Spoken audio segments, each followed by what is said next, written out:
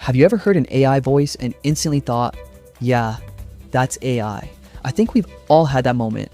The words are correct, the pronunciation is fine, but something just feels off. There's no emotion, no personality. It sounds like someone reading a script instead of actually talking to you. So when I came across dubbing AI, I wasn't wondering whether it could generate a voice. Almost every AI tool can do that now. The question I really wanted answered was, would anyone notice it's AI if they heard it without being told? The first thing I did was stop listening like a reviewer and started listening like a normal viewer. I closed my eyes and asked myself a simple question. If this voice showed up in a YouTube video, would I keep watching or would the voice distract me?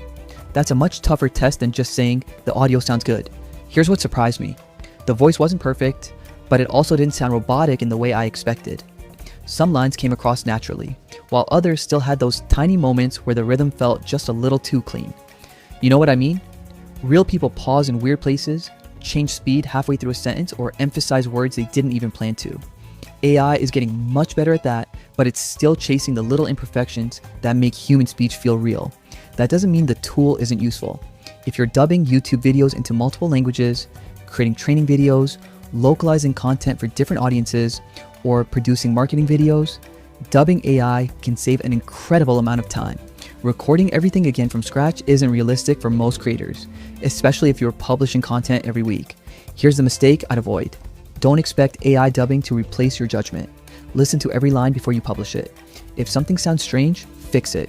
Most viewers won't notice that a voice is AI, but they will notice if the delivery feels awkward or emotionally flat. Those little details matter more than people think. So, can dubbing AI really sound human? Sometimes, surprisingly close. Close enough that many viewers probably won't think twice. But if you're chasing a voice that's completely indistinguishable from a real person in every situation, I don't think we're fully there yet. That's really my takeaway after spending time with it. The technology is impressive, but the creator still makes the final difference. Now I'm curious, if you could dub your videos into one new language tomorrow, which language would you choose first and why?